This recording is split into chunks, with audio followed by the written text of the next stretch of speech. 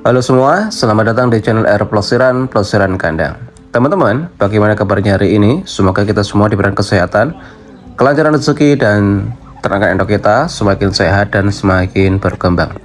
Oke teman-teman, pada kesempatan kali ini saya bersilaturahmi ke salah satu peternak muda yang berada di daerah Kaliwiro, Wonosobo, Jawa Tengah.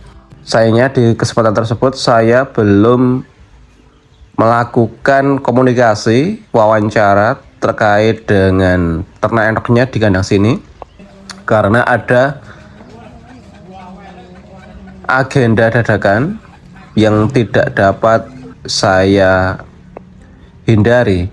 Jadi nanti ke depan saya akan menjadwalkan ulang untuk komunikasi dengan peternaknya di kandang sini sehingga teman-teman bisa lebih memahami konsep ternak entok di kandang Kaliwiro ini.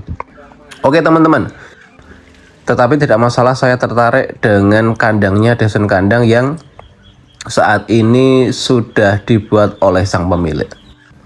Oke, kita akan coba untuk mengintip sebuah konsep kandang ya yang sangat luar biasa.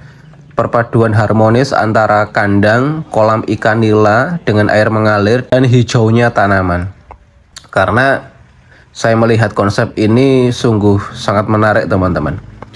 Coba teman-teman perhatikan desain kandang ini. Alih-alih kandang biasa, di sini kita melihat sebuah area yang mengelilingi kolam ikan nila yang airnya terus mengalir segar.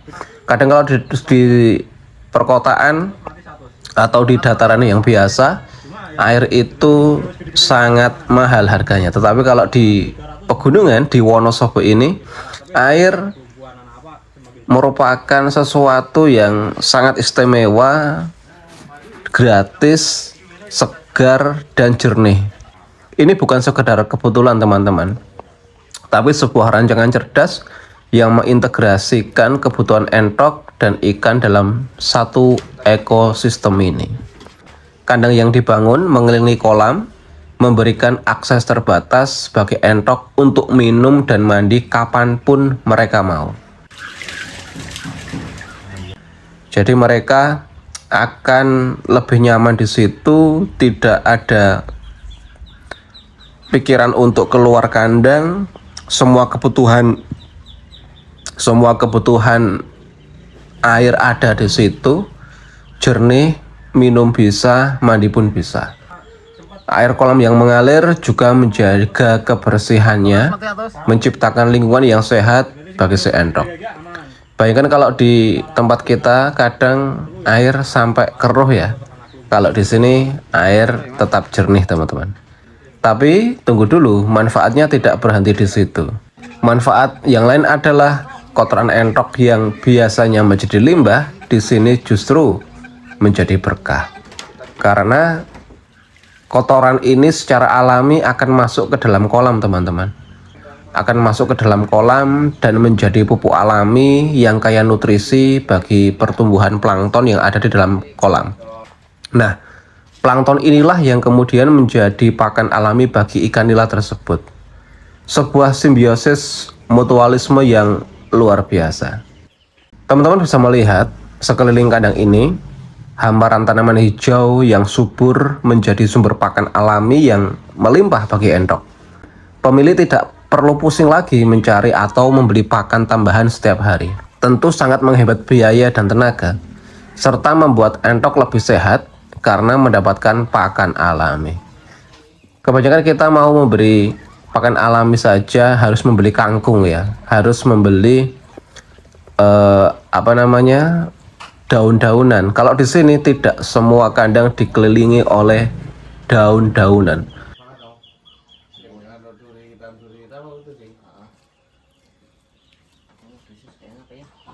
Basic dari masyarakat sini adalah ternak kambing teman-teman. Jadi ternak kambing yang sudah berjalan beberapa puluh tahun sudah terlanjur membuat bank pakan. Nah, entok ini tidak jauh berbeda hijauannya dengan kambing. Kambing diberikan Indogofera mau, entok pun mau. Diberikan daun singkong mau, entok pun juga mau. Jadi sangat pas sekali kalau teman-teman memelihara kambing dan dipadukan dengan unggas yaitu entok.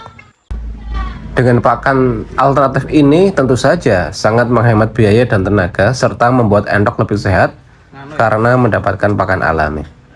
Oke teman-teman, dengan lingkungan yang asri, air bersih yang selalu tersedia dan pakan alami yang melimpah, tak heran jika entok-entok di sini terlihat sangat nyaman dan sehat. Lingkungan yang baik tentu akan berdampak positif pada produktivitas entok-entok kita. Selain fungsional, konsep kandang seperti ini juga memiliki nilai estetika yang tinggi teman-teman. Mempunyai nilai estetik yang tinggi.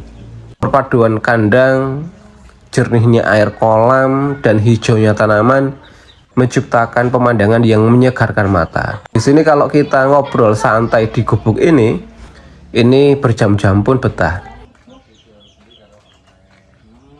Keuntungan yang paling menonjol di sini adalah tidak pernah disapu. Kandangnya tidak pernah disapu teman-teman. Jadi semua kotoran masuk ke dalam kolam.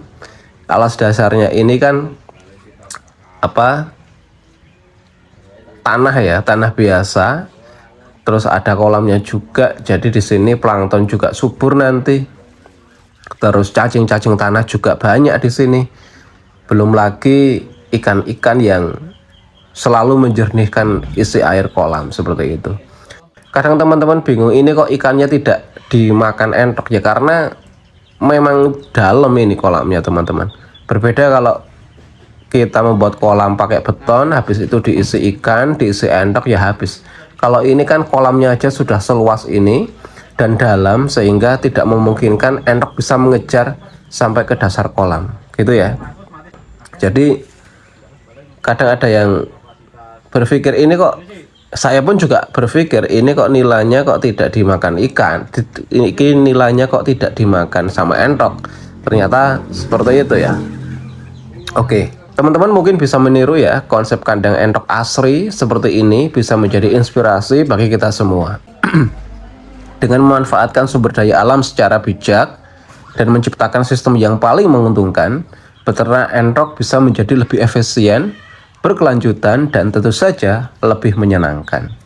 Hitung-hitung sebagai hiburan teman-teman, kalau kandangnya seperti ini kita ngopi ngobrol kan enak ya.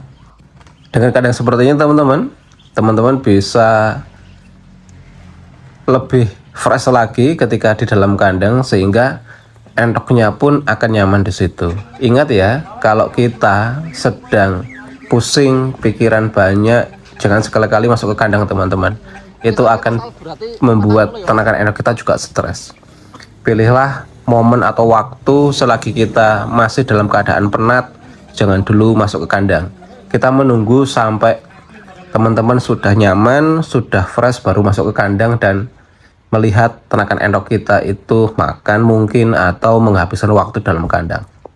Karena percaya nggak percaya hal itu juga berpengaruh dengan tingkat stres entok kita. Jadi dengan konsep kandang seperti ini sudah bisa dipastikan tetap sang pemilik mungkin ya, kalau saya punya kandang seperti ini jarang stresnya karena sudah asri, hijau, dan menakjubkan seperti itu.